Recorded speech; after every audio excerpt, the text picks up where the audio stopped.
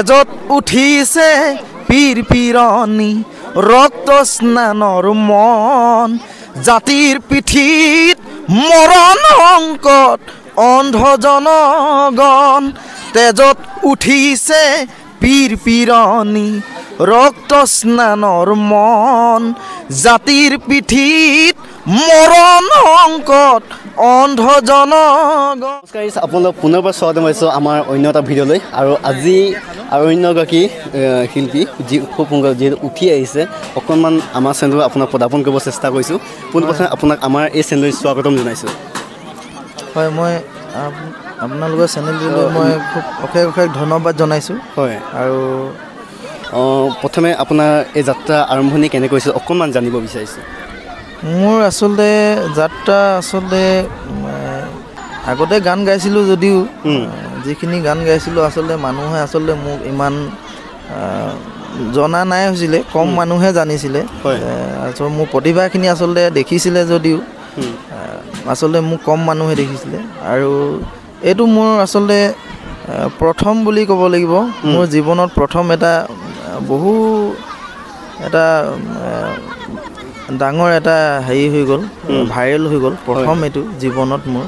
আৰু সেই জীৱনত আচলতে মোৰ সেই দুজন ব্যক্তি আছিলে আঁৰত, সুমন ককাইদেউ আৰু ধ্ৰুৱ ককাইদেউ।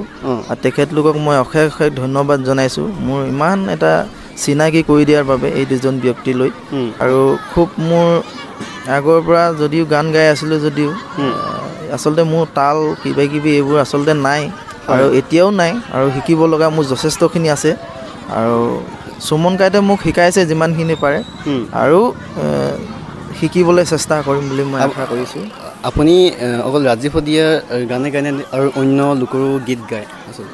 মই আচলতে জুবিন গাৰ্গৰ আদি কৰি গান মই চবৰে গান গাবলৈ চেষ্টা কৰোঁ, কিন্তু মোৰ ভাল লগা আচলতে জাতি মাটিৰ গীতখিনি আটাইতকৈ মোৰ বেছি ভাল লাগে মানে মোৰ এইটো কাৰণে নিজৰ জাতি মাটি গীতখিনি ভাল পাবই লাগিব। আমি যিহেতু আমি ভূমিত থকা মানুহে আমি যদি আমাৰ জাতি মাটি গীতখিনি যদি নাগাওঁ নিজৰে বেয়া লাগিব। চবৰে গান গাবলৈ চেষ্টা কৰি আছোঁ। হয়, অকণমান এটা গীত শুনাব পাৰিব নেকি আমাৰ দৰ্শকসকলৰ বাবে? হয়, যিহেতু মই ৰাজীৱ ককাইদেউ এটি ভক্তি গীত সকলোৱে শুনিছে বুলিয়ে ভাবিছোঁ, আৰু যিহেতু কিছুমানে নুশুনিব পাৰে তথাপিতো শুনিছে বুলি ভাবিছোঁ। অকণমান এই ভক্তি গীতটিয়ে অকণমান গাবলৈ চেষ্টা কৰিছোঁ। শ্ৰী শ্ৰী কৃষ্ণ ভোজ সমন্বয় ক্ষেত্ৰ 18 কুৰি থল দিচাম দেও সত্ৰ এয়া দেৱতাৰ বসতিস্থল 2003 চনতে বুদ্ধ পূৰ্ণিমা নিশাতে প্ৰতিষ্ঠা হ'ল এটি ধৰ্মৰ ভেটি যাৰ নাম চৌদিশে গ'ল বিয়পি দিচাম দেও সত্ৰখনি 2003 চনতে বুদ্ধ পূৰ্ণিমা নিশাতে প্ৰতিষ্ঠা হ'ল এটি ধৰ্মৰ ভেটি যাৰ নাম চৌদিশে গ'ল বিয়পি দিচাম দেও সত্ৰখনি ধন্যবাদ জনাইছোঁ। খুব সুন্দৰ হৈছে। আৰু এই সংগীতৰ যাত্ৰা কেনেকৈ আগুৱাই নিম বুলি আপুনি ভাবিছে? মই এই সংগীতৰ যাত্ৰাটো এতিয়া আগত যেনেকৈ গাইছিলোঁ আৰু তাতকৈ আচলতে মই বেছি সাহস লৈ আৰু বেছি চৰ্চাটো বেছি কৰিম বুলি ভাবিছোঁ। আৰু কিছু ক্ষেত্ৰত মোৰ এতিয়া তাল চাল মই আগতো কৈছোঁ মোৰ বহুখিনি আচলতে শিকিব লগা আছে মিউজিকৰ ক্ষেত্ৰতো, আৰু এইখিনি ক্ষেত্ৰত মই শিকিম বুলি মই ভাবিছোঁ। আপুনি অন্য লোকে অকল গীত গায় নে আপোনাৰ নিজা গীতো তেনেকুৱাকৈ আছে? হয়, মই 2020 চনত এটা গীত বাণীবদ্ধ কৰিছিলোঁ। এই গীতটি আচলতে আছে মোৰ আঁৰত কেইজনমান ব্যক্তি আছে, প্ৰশান্ত মৰাণ আৰু ৰঞ্জিত মৰাণ আৰু তেনেকৈ জানটো মৰা মই সুৰ কৰিছোঁ আৰু মোৰ প্ৰশান্ত কাই সুৰ কৰিছে আৰু জানটো মৰাণ তেখেতেও এই গীতটি চাই দিছে। আপোনাৰ আৰু এটা গীত শুনিব বিচাৰিছোঁ। আপুনি খুব বেছিকৈ ভাইৰেল হোৱা দিয়ে তেজত উঠিছে বুলি গীতটো আছিল যোনটো, হয় হয়, সেইটো গীত অকণমান শুনিব পাৰিব নেকি? নিশ্চয়। তেজত উঠিছে পীৰ পীৰণি ৰক্ত স্নানৰ মন, জাতিৰ পিঠিত মৰণ সংকট অন্ধ জনগণ। তেজত উঠিছে পীৰ পীৰণি ৰক্ত স্নানৰ মন, জাতিৰ পিঠিত মৰণ সংকট অন্ধ জনগণ। হেৰ কাণপুৰে গছকিছে ৰংপুৰ বানপুৰ, চেপি খালে অসমীয়াৰ মন। অন্ধ সেনাৰে কিৰণ জিকিবি হেমেকি উঠিছে ক্ষণ, অন্ধ সেনাৰে কিৰণ জিকিবি হেমেকি উঠিছে ক্ষণ।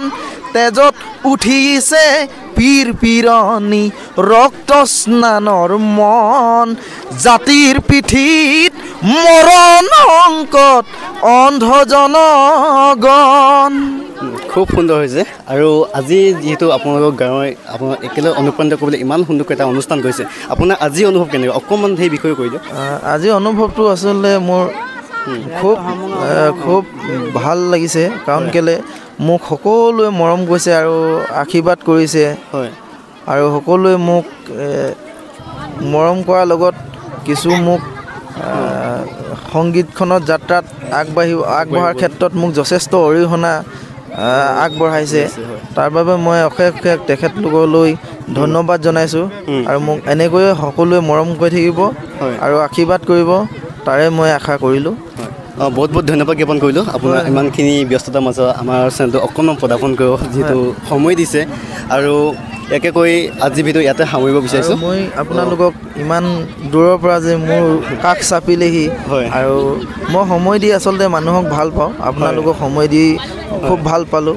আৰু আপোনালোকে ইমান এটা প্ৰচাৰ কাৰণে আহিলে, মোক প্ৰচাৰ কৰিবৰ কাৰণে আচলতে এইখিনি আচলতে মই খুব ভাল পালোঁ। ককাৰ লগত বাৰু কেইবাদিনো হ'ল কথা পাতি, প্ৰায় চাগে 10-15 দিন মানেই হ'ল, কিন্তু আহিব পৰা নাছিল। হয় হয়, আপোনালোকক ধন্যবাদ জনাইছোঁ আৰু অশেষ মই ধন্যবাদ জনাইছোঁ। আপোনালোকে মোক কাষ চাপিলেহি আৰু মৰম যাচিলে।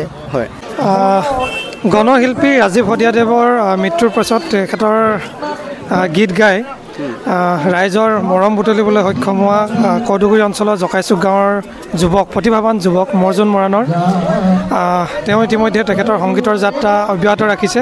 অলপ আগতে NK-TV তেওঁ এটা অনুষ্ঠানো কৰিছিল জনপ্ৰিয় সাংবাদিক অনুপম চক্ৰৱৰ্তীৰ এটা অনুষ্ঠানত। ইয়াৰ পিছতে আজি গাঁওবাসী ৰাইজে তেখেতক আগবঢ়াই দিবৰ কাৰণে আগন্তুক দিনবিলাকত সকলোৱে মিলি এটা প্ৰীতিভোজৰ আয়োজন কৰিছিল। তাত আমি এতিয়া উপস্থিত আছোঁ। আৰু মৰ্জুন মৰাণ যথেষ্ট প্ৰতিভাৱান এজন যুৱক, গান খুব ভাল পায়। তেওঁ কোনো ধৰণৰ প্লেটফৰ্ম পোৱা নাছিল, আনুষ্ঠানিকতা কোনো সংগীতৰ শিক্ষা পোৱা নাছিল।